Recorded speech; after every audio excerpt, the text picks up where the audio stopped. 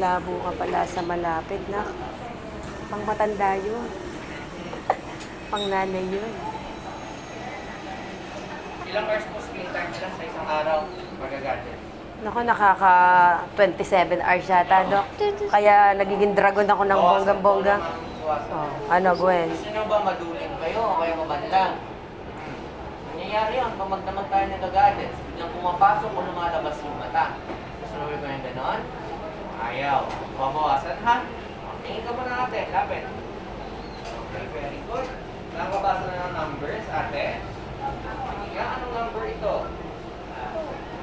Next, anong number ito? Next number?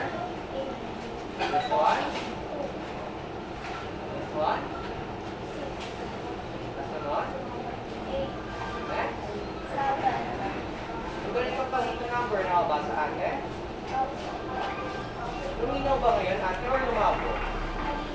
Mas malinaw siya kumpara sa kanina, no? No? Sandal ka na ate, sandal. Wala pong problema sa part. Tignan niyo po, nakabasa na po yan. Na walang grado. Sa? Pang malapit po tayo. Pag malapit, no? Malapit po talaga po yan. Pag malayo, kita mo na.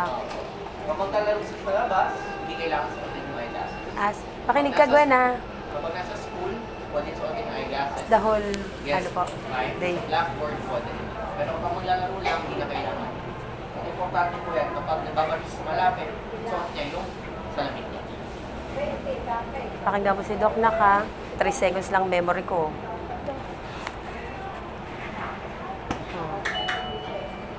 Very good, ate. So, wait lang, oh. Dandan.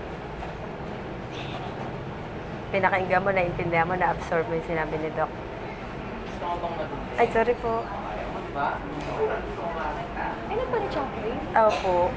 Ano ba? Ano ba maganda yon? Mas maganda yung kanina? O mas maganda rin yung kanina na... Pero siya magsasabi. Oo nga.